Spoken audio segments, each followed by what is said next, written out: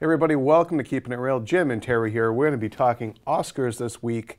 Sunday, 88th Annual Academy Awards are being held. We're going to finally find out who's winning what. And it's the Dark Knight's year, right? Yeah.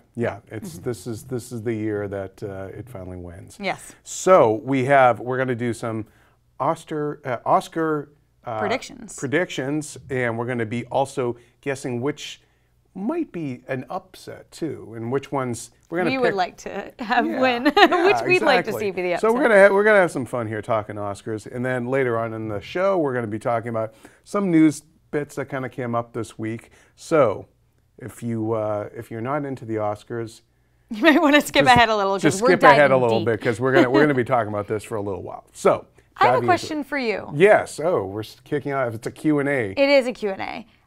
I feel like this is going to be a very unsurprising Oscars based on the award season so far.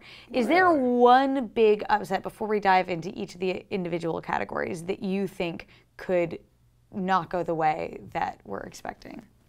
I think Best Picture is wide open. I mean, I think there are some that, we'll talk about this in a bit. I mean, The Revenant seems like the movie that's probably going to win, but I think that's not what I was going to go with for my prediction. Well, that's the thing. Like, I feel like Best Picture really is this year going to be an interesting, unless it's going to be a sweep where just like something like Revenant or Big Short or whatever just keeps winning. Yeah. So, but I also think one of the big upsets could happen in one of the acting categories, Best Supporting Actor. I don't think Stallone is a lock like people say. I want him to win, but I think he brings baggage, and I don't know if a lot of other actors really like him. And I don't know if he's going to get the Oscar for playing a role that he's played 7 times over 40 years. But this time it was sadder. All right. Let's dive into it. Really, he just shadow boxed. Let's dive into it. What are our categories? What are we thinking? Well, starting with Best Picture, and the nominees are The Revenant, Spotlight, The Big Short, Mad Max: Fury Road, Room, The Martian, Brooklyn, and Bridge of Spies. That's a very good Benedict Cumberbatch meets Meryl Streep. I don't know that I was going for the batch there. I think I was trying to, it was more of dramatic force. So you already sort of answered this, though. You think The Revenant is I think the it's one that gets most likely, but again, I think it's fairly wide open. I think, look. Yeah, I was going to go with Spotlight for this one because I think it started a little bit with The Revenant, one I want but we've seen.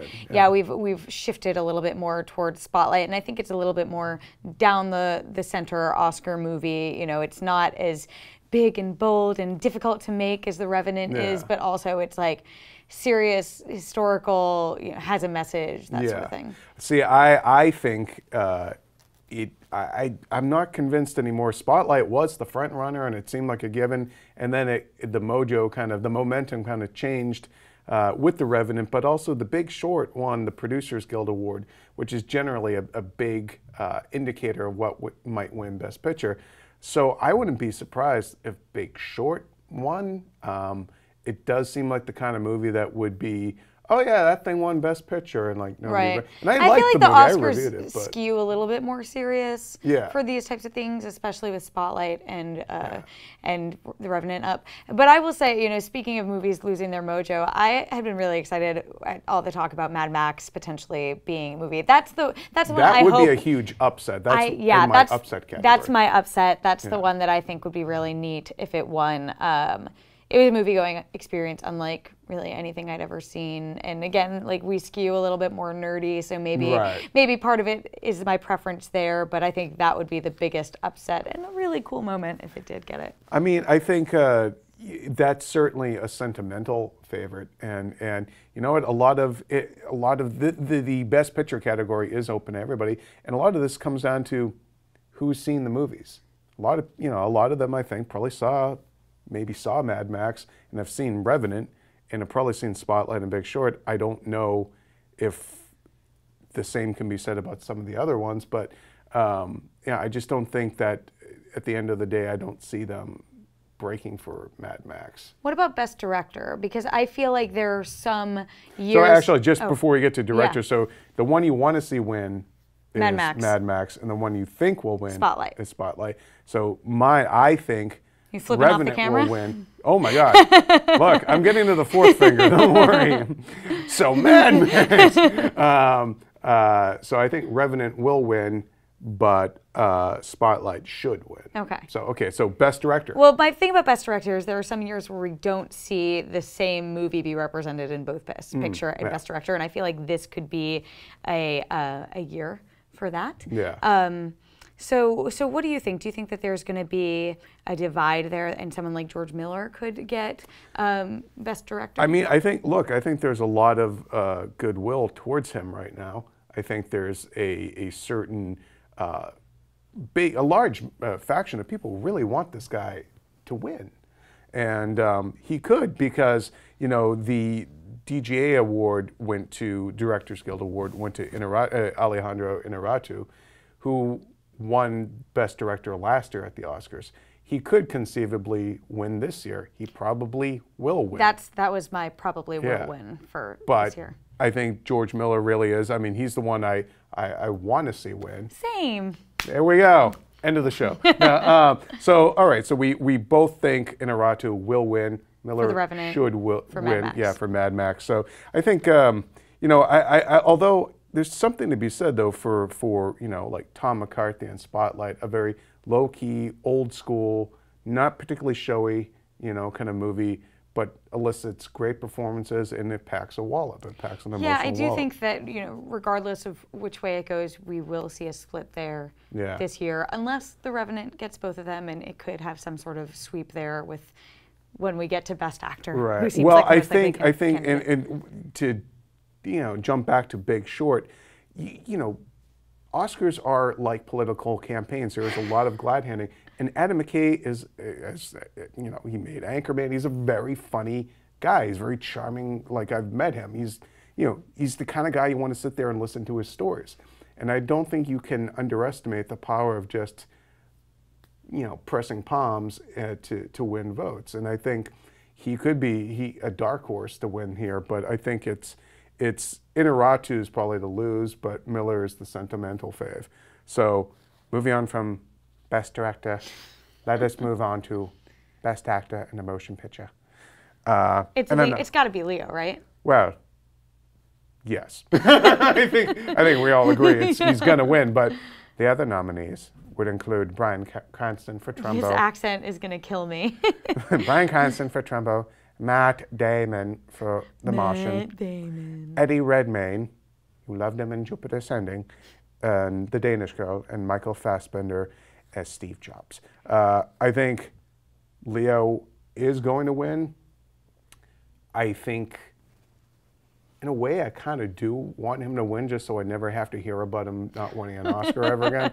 But I think Fassbender was great, and it was. I feel like he's the dark horse, though. I do. Yeah. I think Leo is going to win, and also probably should win Yeah. for this. The Oscars like to award cumulatively, even though it's Right. just for one Although, movie. look, Paul Newman, Robert Redford, Right. a lot of these guys, they were nominated a bunch of times, and Newman only won. He won for Color of Money ultimately, and he got like a career award for it. So maybe Leo will have to wait till he's in his Until he 60s gets to a get it. career I mean, award. can you imagine? This will be the loss that launched 1,000 Gifts if he loses Sunday. Everyone's just going to be But waiting will for he that and face. Kate Winslet touch each other is really what everyone's waiting for. Probably will. She'll be cuddling him, saying, "It's Listen, okay. it's the Titanic It's sequel. We've all okay." wanted. It's not your fault. Speaking I of just the hate you ladies, because you're though, beautiful. What do you think? So we're both going with Leo. You think maybe Fassbender for Dark Horse? Yeah, I think, or there's also a possibility though of, again, like Bryan Cranston is a great campaigner. Yeah, you've talked about and this actors before. love him. And Trumbo got a lot of nominations at SAG Awards, the Screen Actors Guild. So, but I think it's Leo's. What about actress? Best actress, I think it's a lock. It's Brie Larson. Yeah. She's won seriously everything else. It's I'm not going even through really this. a contest. I think Brie will get it. Brie should get it. Yeah, we If agree they on give that. it to Jennifer Lawrence, like I love Jennifer Lawrence. Yeah. I loved Silver Linings Playbook. I didn't love American Hustle, but I thought she was great in it. Yeah. Joy. Like I mean, she's great. She doesn't need it for another year, and I think Well, I Brie kind of Larson feel is like very that about much- Kate Blanchett too. Like, you know, but I think Brie Larson is that sort of that new face, and that, you know, And she's like incredible in Short Term 12. She's Yeah. done, but she was great in Trainwreck. She's had a bunch of really wonderful roles recently. She was in Trainwreck. She was the sister. Oh my God, was that Yeah. her? Wow. Okay. I was like, you're making me think I'm losing my mind. Yes, that was her. Yeah, I think it's hers. You know. Yeah, I don't it's have a dark lock. horse. I just have a dark no. I feel like that, and probably Leo, but I feel like even more so. I feel like Brie Larson is the sure bet of the evening. Well, I mean, jumping away from supporting actor, but supporting actress, I sort of feel that way about Alicia Vikander. Yeah. Because in The Danish Girl, Funny you should say that, because she has my red check. for person you would like to see win or person you think will win. A both. person who will win. I was kind of sentimentally hoping Jennifer Jason Leigh would get it. Yeah, I knew you were skewing that way. But I just- I'm perfectly fine with Alicia Vikander. Yeah, I winning. think if she can't get it for Ex Machina, get it for The Danish Girl. I know. It counts. Like she's Yeah, wonderful. yeah. And I think, and she has been gaining a lot of momentum. She has won a lot of the more recent big awards. So I think she's most likely to win. So she'll be, you know, and she and Michael Fassbender are dating. So, you know, if Look at you. they'll just Hit with the have gossip. to, one will have to comfort the other if they lose. But I think at least one of them is going home with a trophy. Yeah. What do you think about Best Supporting Actor? I think it'll be Sly, even though you said you didn't think it would go that way. Yeah. I think he's had a lot of momentum going into this. Yeah. It was a really special performance. Yeah. I don't really have like a stake in that specific race. Some of the other ones I'm more Well, I excited do about. wonder if this, you know, because the Oscars have been marked by so much controversy over the complete lack of diversity amongst the nominees, and that, you know, Straight Outta Compton's only nomination was in screenwriting category, and it's 4 white screenwriters. So I do wonder, Stallone representing Creed, if yes, they will reward him for the performance, but they also want to acknowledge a movie made by an African-American filmmaker, Ryan Coogler, starring Michael B. Jordan, also African-American, as a chance to sort of acknowledge that. But I think We like diverse films. Look, we gave the white guy an award. pretty much. I mean, think about it. I feel horrible for all the black presenters who are going to be going up there giving out these awards. like if I'm Listen, Chris Rock is going to skewer them. Oh we all God! know that. I mean, this is talk about a monologue you can't wait to see. You know, So, you weren't sure about Sly. Who do you think will get it? I think it's going to be Mark Ruffalo. Okay. Because I think, you I know, could see that. Spotlight, they're going to give something. And I have to say, Ruffalo's performance in Spotlight is my least favorite of that. I loved Michael Keaton in there and Slattery, and I thought Ruffalo was very ticky and actory. He was almost doing like Eddie the Eagle, which opens this week and go see it. It's very charming. But I do feel like there's an actor's actor, somebody who's been nominated before, hasn't won, has been around, reliable, nice guy. Everyone likes him. Everyone wants to work with him. Stallone is Stallone, and he's going to win an award for playing basically Stallone's most iconic character. I don't know. I have a feeling Stallone's going to be like Mickey Rourke in The Wrestler a couple of years ago, where everyone thought he would win and all that. And I think, you know, I don't see anyone from The Expendables winning an Oscar anytime soon. Well, you might have to bite your tongue. Well, I hope he wins, but I want Sly to win. See, it's on my form. It's on his form. I can vouch I want for him that. to win, but I think Ruffalo might actually eke out the victory. For animated film, I mean, do you think there's any chance there could be an upset and Inside Out doesn't win? Yeah, I think Anomalisa actually. Yeah, could, that's what I was possibly. thinking. But my money is on Inside Out, and I think I it's the one want that it should, to win yeah. too. Yeah. So I think we agree on Inside Out, but calling Anomalisa the great upset, perhaps. Wouldn't it just shock the shit out of you if like, and the Oscar goes to Shaun the Sheep? like holy crap, we should have seen that one. We're like, you know? we should have been recycling some of these voters a little better. Let's else move have we on got? to yada yada yada. we finished that page. All the actors. Visual effects. And the nominees are. This one. You've got to let me do my voice. And the nominees are. Okay. And the nominees are Star Wars: The Force Awakens, Mad Max: Fury Road, Ex Machina, The Revenant, and The Martian. This one's tough. Honestly, this is the one that I had the hardest time with because Yeah. I don't think Star Wars will get it. I agree with you. I think that's going to be an upset. I think Well, I don't know if that's an upset. I am just like torn. Will they go for something like The Revenant? it could. Or I mean, that will they grizzly go bear for scene something is pretty great. that's like Mad Max? I think those are the I have two. Mad Max down as the one I think will win. I was kind of hoping Star Wars would win, but The Revenant. I mean, look, that could very well be part of a sweep. And that grizzly bear scene that's the scene in the movie everyone's talking about, and it's great. They really did do a fantastic job. Yeah, I think The Martian and Ex Machina have really phenomenal special effects, but nothing so stunning as to I outweigh think you the other take them two. for granted too, because Right. they are part of a more Very seamless immersive, yeah. movie where everything, at a certain point, yeah, you're watching the movie, you take it for granted because, oh yeah, of course it looks great. You're not realizing, of course, that how much effort it takes to make it look so real. Yeah, Ex Machina in particular, that movie is Oh just my God, she's so beautiful. Yeah. yeah, and I think although it would be nice if it got something. You know, it is Right. up for the writing. Well, that's categories, actually, I'm skipping ahead, but that's screenplay, not adapted screenplay, that is up for. It is up for original. Original, Yes, yes. original screenplay. That's the dark horse I want to win there. Yeah, I would like to see it get I something. could see like yeah. Spotlight get it, or Yeah, I think. probably Spotlight or Inside Out. Well, here's the thing. I think they might give it to Straight Outta Compton. Again, for the same reason as For the Creed. same, I think at this point, I mean, it's on every Academy voter's mind, and I think there's a lot of embarrassment there, and they do want to show acknowledgement of some kind, or they're just going to stick to the guns and snub it again here. But I think Spotlight is most likely to win because Right. it has won most of the awards, and I think if it wins Best Original Screenplay, it's not going to win Best Picture. They have a tendency to throw a bone to Right. the movie that's really great, but we'll give you the script. No, but we're going to give the other one the big prize. Yeah. But I would, I think Ex Machina would be a really awesome dark horse. To see it win, you know? Yeah, that's my dark horse. That's the one I'm rooting for. Although the Coen brothers did work on Bridge of Spies.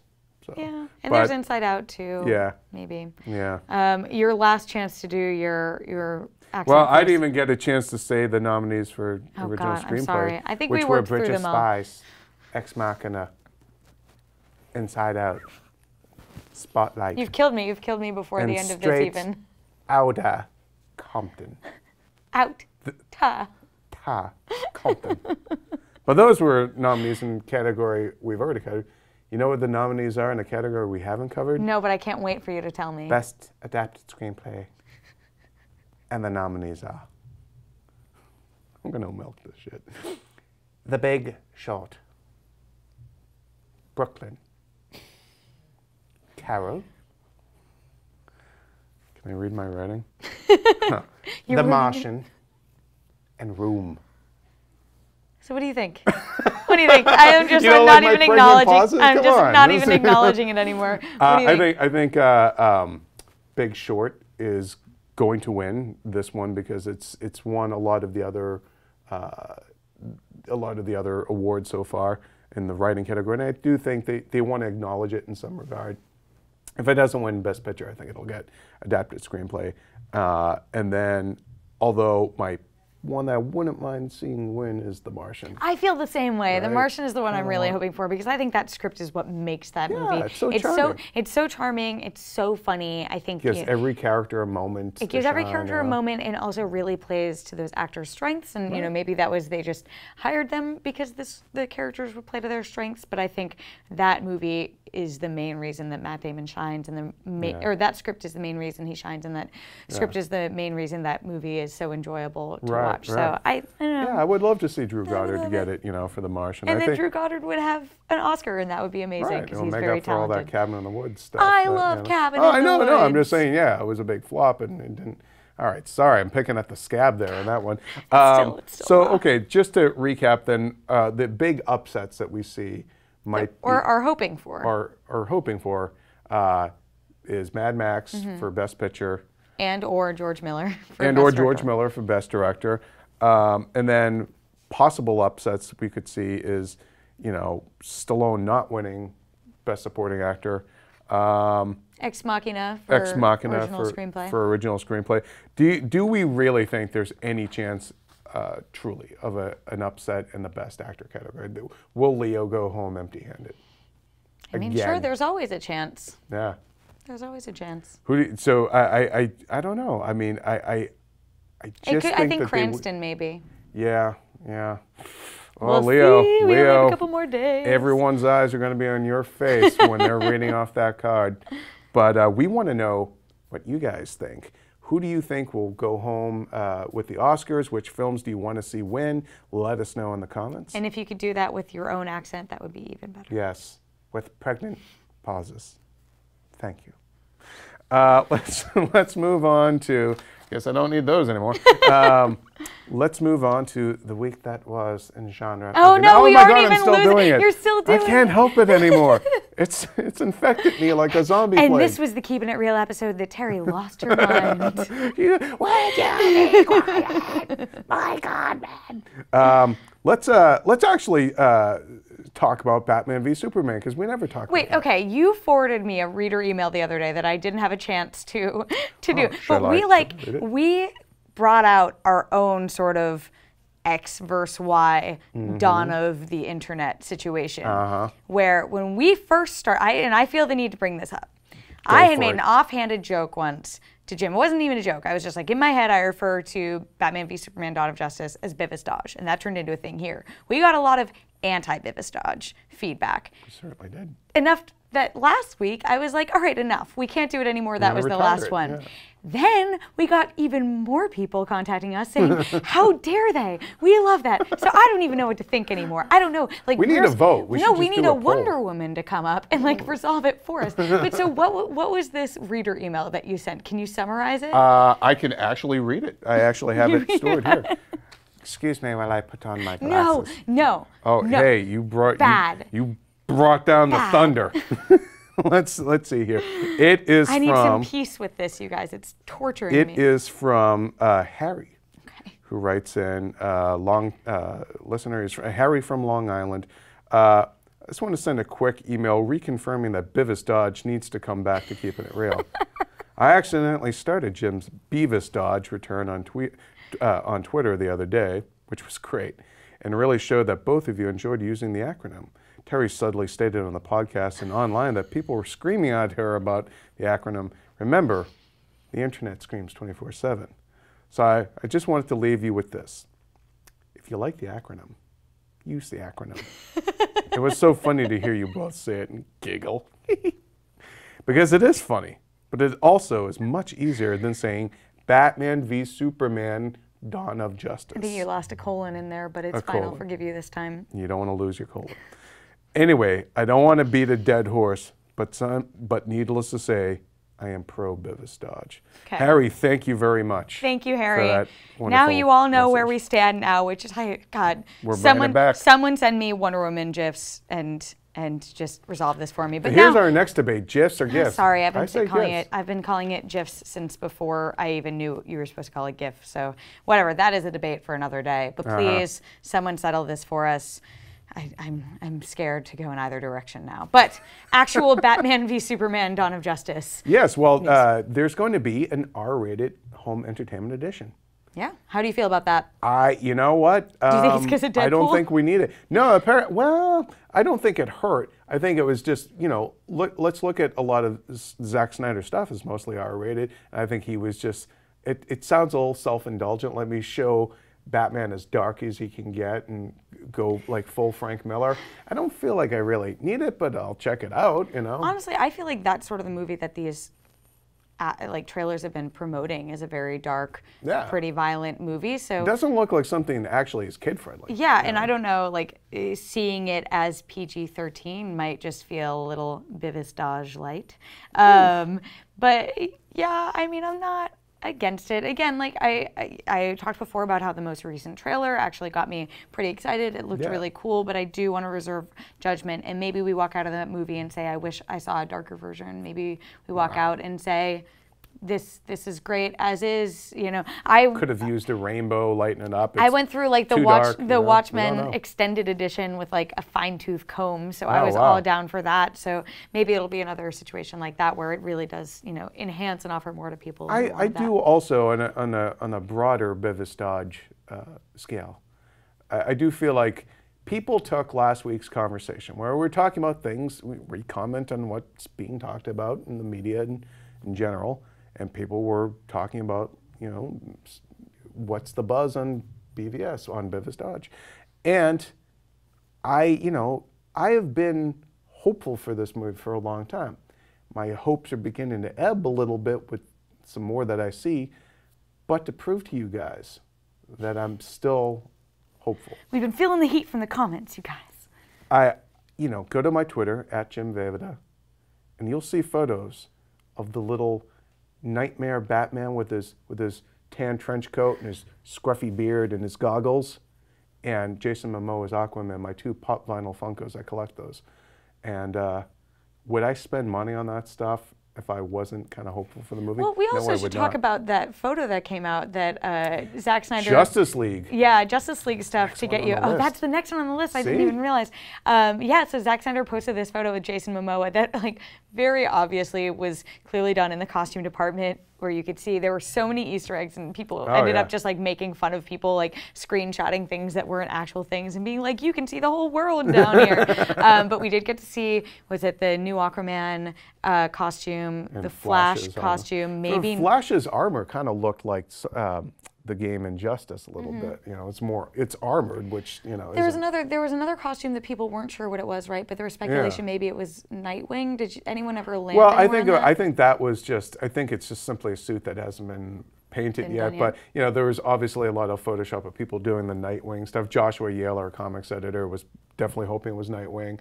I think it's probably Green Lantern, or it could just be another Superman outfit. But and then there was another bit of armor too that we think could be either new armor for Wonder Woman or Mara, Aquaman's wife, who Amber Heard is going to play, because you do see some concept art of her down below near where the kind of the Flash's costume is.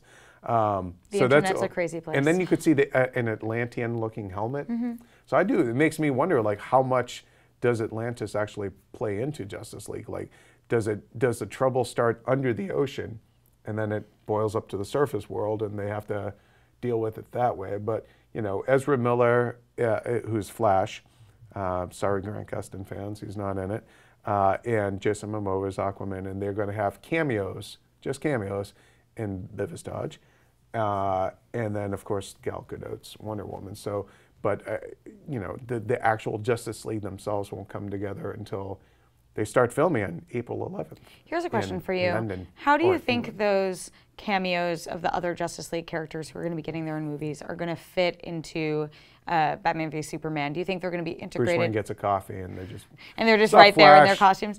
Well, do you think it's going to be integrated into the movie, or do you think it's going to be post-credit teaser? I think it'll be possibly like the very last scene of the movie, because they have been, you know, is the sun going to be coming up? Is it going to be the dawn, and then we just see these silhouettes? Well, look at that concept art. Let us make a movie. Though. But look at that. Well, look at that concept art of the Justice League together, and there is the dawn behind them. So yeah, I wouldn't be surprised if there's let's all stand here together. You know, Zack Snyder's gonna love his like glory shot of them, obviously. Right. So yeah, it could very likely be something as kind of predictable as that. Another thing could be too, you know, since we do see it in that nightmare sequence, the Darkseid's Omega symbol, maybe Batman sees that for real or something somehow now, and it was like, oh my God, like it's coming true, and it ends on more of a teaser like that, and he calls the gang together or whatever. But you know, I don't know now with the fact that he didn't know of Wonder Woman's existence. We talked about this a little bit last week. Like maybe the meta-humans seek him out and be like, hey man, you just took on the big guy. Let's all work not together. bad Let's for a be human. friends. Let's yeah, we could use you. Who knows? Who knows? You know who knows? Zack Snyder. It's true. That is Probably true. some of the actors involved, hopefully. So yeah, Justice League starts filming in April, and they're going to film part 1. It's not going to film back to back, part 1 and part 2, probably because Ben Affleck's schedule and stuff, I'm assuming. Let's move on to some other comic book movie news. Deadpool 2 is all but officially announced. You know what they're going to need for that? Whole lot more money to back up on Ryan Reynolds' lawn. That's one of the big stories coming out this week. Him and the director, man, they didn't. Director doesn't have a sequel clause. Ryan does. He's the only one who does, and he also is the only one with, I think, a contractual clause about actually making, money off the movie. Like from the back end. Yeah, the back end. So, they're going to have to back up the truck now, and like he's making them. It's the most highest grossing X-Men movie yet. Yeah. I mean, I think as long as the passion stays there, then it's going to be something that's great.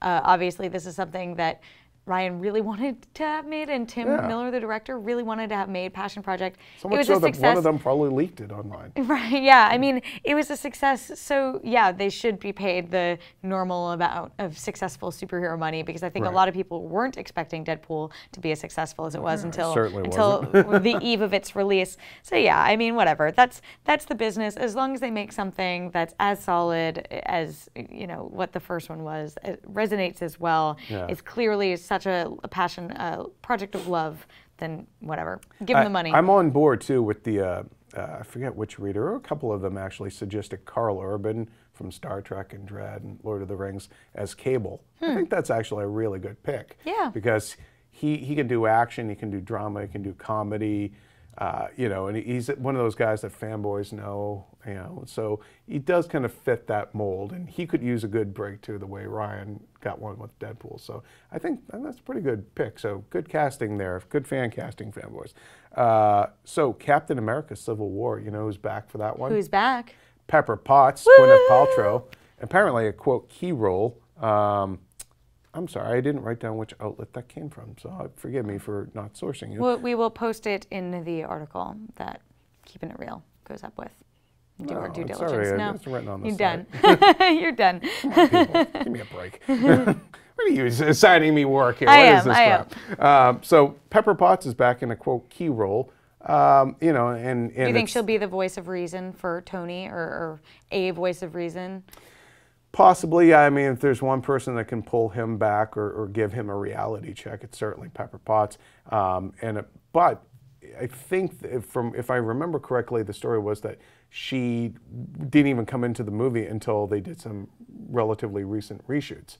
So it makes you wonder, like, did they need something narratively there to kind of, to edge the story more into a certain direction. But so she's back. And then we found out that Martin Freeman is playing Everett Ross, which is pretty much everyone speculated that was him, and he was this U.S. government official who works with Black Panther. So cool, we're going to hear his American accent. Yeah. Has he ever done one? I don't know. You're putting me on the spot. Why can't he be British all the time? Because then people would get mad that they're changing where this character is coming from. He could talk like this. Oh my God, nope. I'm just, it's it. That's it for me. Pacific Rim 2 got itself a surprise switcheroo in the director's seat this week. Guillermo del Toro is not directing it. He is producing it. Stephen S. DeKnight, showrunner of Daredevil Season 1, is, and he did Spartacus, and this is going to be his feature film directing debut. What do you think is the incentive for Stephen DeKnight to do Pacific Rim 2? He gets to work with Guillermo del Toro, because I'm assuming Guillermo is still producing. Yeah, but I'm wondering why, why isn't Guillermo doing this? Because frankly, the only reason why I even kind of wanted to see a Pacific Rim 2 was see more of what Guillermo could do. Right. And two, like why, so why is Guillermo sitting it out? And two, kind of, what's really in it for Stephen tonight. You think it's simply just to say I worked with Guillermo? No, but I think that that's a big draw. I think for Guillermo, like we sort of talked about this before, I think he's someone who takes on a bit more than he can chew and then has to back out of some projects. Maybe he has something new cooking. Maybe it was just something that, he was really passionate, obviously, about Pacific Rim, and whatever he was developing for Pacific Rim 2 wasn't grabbing him as much as something else did. I think for Stephen tonight, it's a really cool opportunity. I mean, it's an established franchise, but does seem to be within the realm of his interest. It's a cool opportunity to work with some talented people. And and part of that could be just having an opportunity to work with Guillermo who doesn't want to make work some with big Guillermo? movies. Talking about big movies, okay. You went to an event earlier this week, Terri, and you saw some footage from the upcoming Angry Birds movie. Tell us what you saw, what you think of it, some bullet points of things you learned watching. I'm sorry, I can't stop doing that voice. Things you learned watching this footage of Angry Birds. Yeah, so what we did was we got a presentation where we were basically brought through the bullet points of the movie. We saw some select footage of basically the first 2.5 acts. And one thing they talked about is that if you've ever played Angry Birds, even though there's not too much of a story there, there is, each of the characters, each of the birds you use have so much personality in just the way they look. So when they were translating them to the screen, they did keep a lot of those same types of characters, like the red Angry Bird is the main character, Red, voiced by Jason Sudeikis. The fast one, I'm blanking on the character's name, but that is the little yellow bird, voiced by Josh Gad. So they did play around a lot with that. The massive red bird is Terrence. There's a bomb bird that is Danny McBride. So they're having some fun with it. And the premise that we were introduced is that there's this idyllic island that all the birds live on. They're all flightless birds. So they have never left this island, and it's a very peaceful, very happy place. And they clearly had some fun, leaning into just bird puns and everything like this. That's sort of silly, DreamWorks or Sony animation sense of humor that we are familiar with. Although I think this is a Rovio production. Okay. But that type of humor. And the worst thing in this world, they say, in our world, the worst thing that can happen if you're bad is that you get sent to prison. Here, you are sent to anger management class. And so Red is our main character, and he is not very into the idyllic setting. He tends to lose his temper very quickly. He sort of has a chip on his shoulder. He has these very severe eyebrows, and we saw some montage footage of times that he had lost his temper, and they were pretty cute. And so he gets sent to anger management class, and that's when he meets some of the other angry birds in this movie. Basically, everything's going okay until this ship shows up full of pigs, which we know are the villains in the game and in the movie. And again, they look very similar to how they look in the game.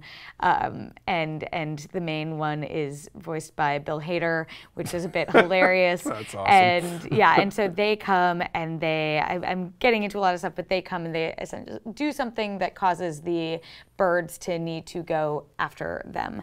And so it's hence catapults, because hence you can't catapults. fly. Yeah, the birds need to get a little angry. That's sort of the messaging of the movie, is it's okay to get angry. And that was something that we talked about. It's a weird message to send to children. And we did a Q&A with the actors afterwards, and I asked Jason Sudeikis about it, and he was like, but I think it is healthy to get a little angry and say it's okay to do. I don't know. I thought we'll see how it lands, pun not intended. But they did do some fun things. If you're a fan of the game, the world the island that the pigs live in. If you've played the game, the whole thing is you're catapulting your birds at the pig structure and the structures, and they're really poorly designed. And so in the movie, all the pigs' houses are very poorly designed, and they play around with that. So it's fun. So I think there's a lot of cute stuff there. The animation all looks really lovely. It very much looks in line with what the game presents. So I think they did a great job of adapting that. But I think what's key is they talked about how big the Angry Birds franchise is in terms of the games and the reach. But even if you don't know what Angry Birds the game is, it's a very appealing type of concept, an animated movie for kids, and enough raunchy, humor for adults to enjoy. Raunchy? Well, raunchy might not be the right word, but lowbrow, maybe for adults to enjoy as much as kids laughing at it. Wasn't there? Are was you a allowed P- to say some of the gags that you saw? There was one gag that we saw that involved a bit of a bait and switch about a lake and some urine. That's all I want to say. I don't want to spoil it for when you see it, but yeah, I was like, okay, so this scene's going on for a while, all right.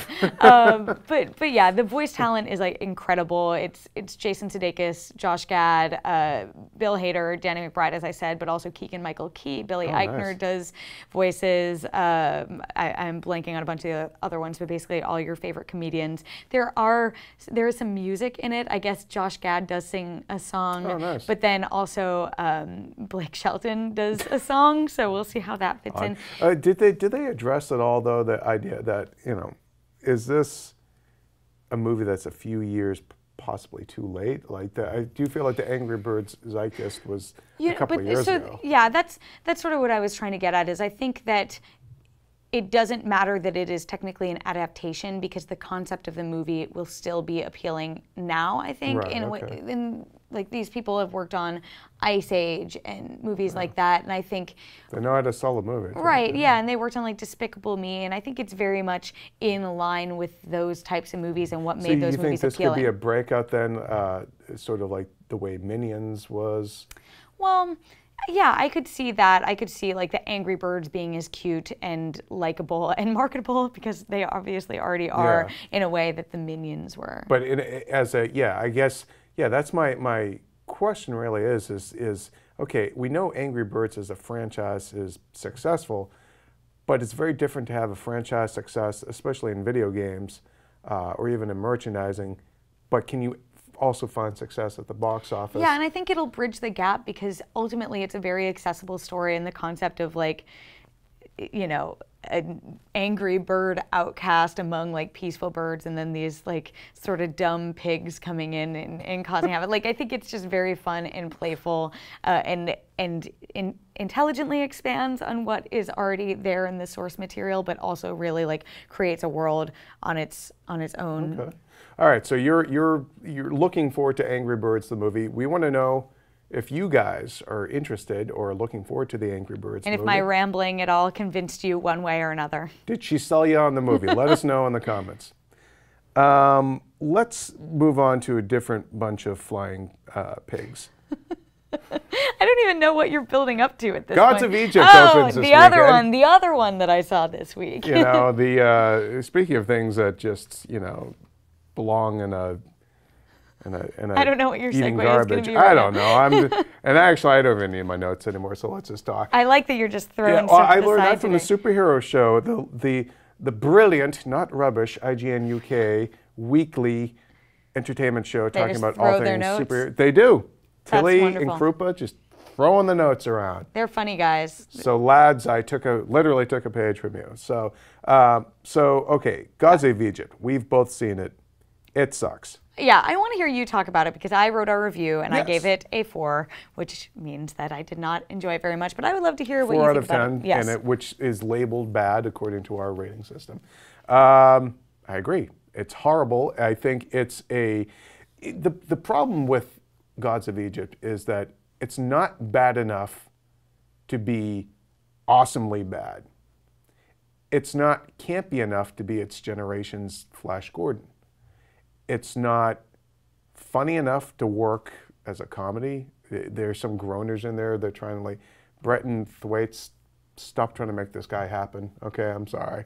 I thought he was like affable enough. Yeah. He wasn't terrible. Yeah. It's like his character is. They were trying to do a live action version of Aladdin with him, and it's like, nah. And it's funny because there are a lot of lines that they're like, "Are you sure you aren't more than just like a normal human? Because you're doing all these weird backflips Yeah. and stuff." And he's like, "Nope, I just am." No, I'm just a normal guy. But I thought the movie was, look, it's obviously been slammed, and rightfully so, for being completely whitewashed. Like, with the exception of Chadwick Boseman as the God of Wisdom, who is terrible in the movie. He was so He's bad. awful in this movie, and like, hopefully people will go check out 42 and get on up and see that this guy's actually a really good actor. I think he was he's sort of gonna the be our Eddie Black Redmayne. Panther. Yeah, he was sort of the Eddie Redmayne of this movie. We're like, we know Eddie Redmayne. I is a thought it was talented more of actor. the Eddie Murphy. Like he reminded me of Eddie Murphy's skits Some of where his he would skits, yeah. do where he would play a gay character and he would do the hand thing and there's that bit in Beverly Hills Cop, and that's basically Chadwick is doing that the entire movie. He's terrible. What did you think of Elodie Young in this movie? She's going to be Elektra. She was fine. I mean, her and Chadwick were the two only actors of color really in the movie. You know, because let's face it, Brian Brown from the movie FX is, when I think of what an ancient Egyptian god is, I think Brian Brown. But I think she was okay. I think she's fine. You know, this movie is not the movie to see if you're like, I want to be sold on this new Elektra and this new Black Panther. Don't watch this movie. Watch their other work. But yeah, I think overall, though, the movie, the fact that it is, you know, rightfully being raked over the coals for whitewashing, and there's sort of this cultural blindness that it has, and really egregious to the point where they actually came out and apologized for it when the trailer came out. Yeah, that to me, I was like, at this point, you know what you're going into with that element of it. The one thing, I had a weird moment where I was like, this is just a very not straightforward, but like just a fantasy story. Yeah. And it's a shame that they couldn't just slap some new names on these places and characters.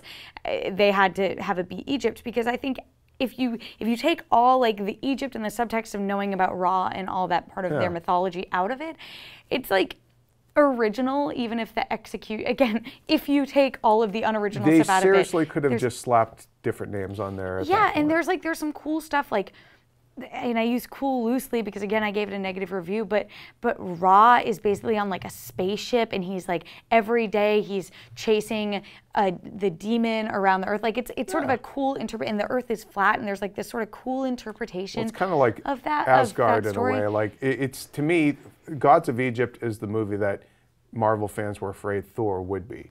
Yeah, and like it also felt a little bit of like wasn't. almost what I expected Jupiter Ascending to be in some ways. Yeah. I wanted it to be Jupiter Ascending bad, where that movie is at least fun and cheesy, and it's when it gets self-important is when it, you know, just goes downhill. Yeah, so like I thought there were like some strands of maybe something that could have been cool if it was executed a different way. That's the thing. It's not bad enough. Yeah. Like, it needed to be worse to really The thing work. that is bad enough, though, the green screen, which it was shot like exclusively against a green screen and really poorly integrated, and the VFX on a whole, like, I mean, we're a site that covers video games.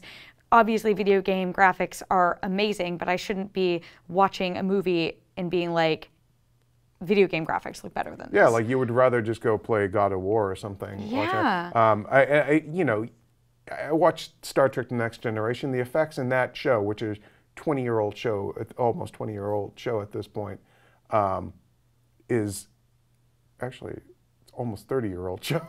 Sorry, or better than everything in this movie. This is like effects that you would have seen in a movie in, say, like 1999 or 2001, that way, you know? Yeah, I mean, it reminded me of seeing like the Scorpion King come out in The Mummy Returns the first time, and you're like we look back at it now and it's like, terrible. And now, like, but I'm looking at this when it's coming out and going, No, it's seriously, everything looks like it hadn't even been rendered fully. Like, right. I felt like I was watching just a work cut of the movie. Like, it just, some of the stuff just doesn't even seem like the characters have been framed enough to, like, so they look like they're on the same plane. Right. Like, I never felt once like when Elodie Young is confronting this big serpent thing, like that she's actually looking at anything. And that same sequence you're talking about, and this is like now just cathartic for me at this point because I saw it the night before we were recording this. Here, would you like a shot of whiskey? Yeah, please. There's this sequence where they're like running across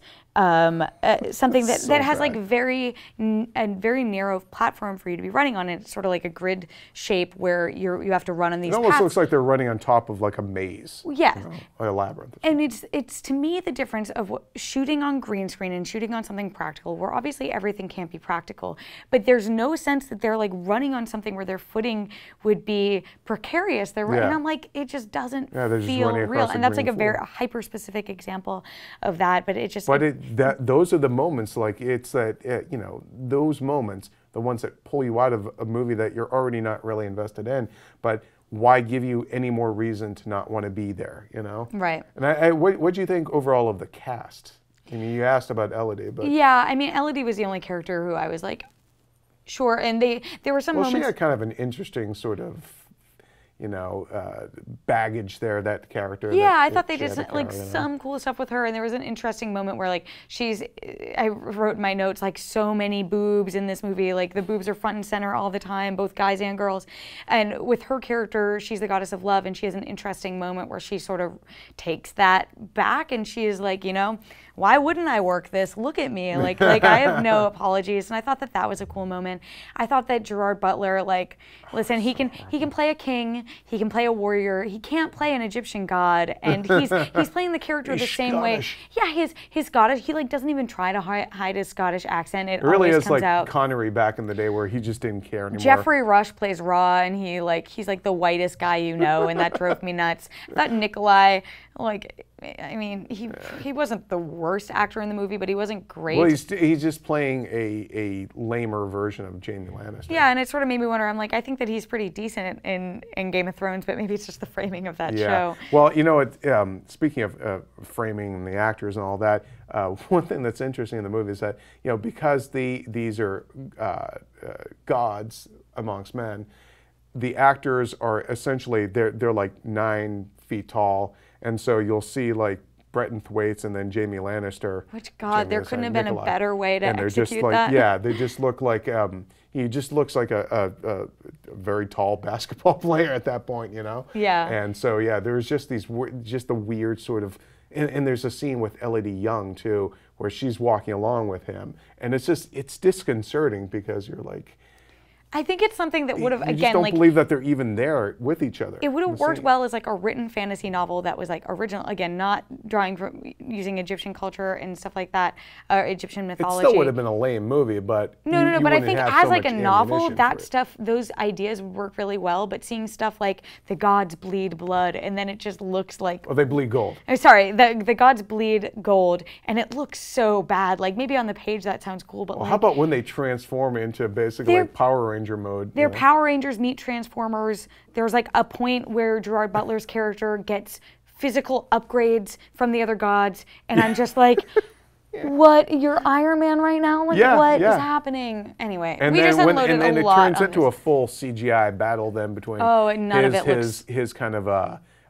he armors up basically, and so does Jamie, and like you've seen it in the trailer, but it looks so cheesy. I feel like But it could have been an interesting idea. And then Anubis, the guy, the guy bringing you across the river Styx there is like, You're confusing your mythologies a little bit. no, it's Anubis, isn't? He's the Anubis god, is right, but River the Styx dog. is Oh, that's Greek. Yeah. mythology. Sorry. the underworld. Right, we're taking it across the underworld.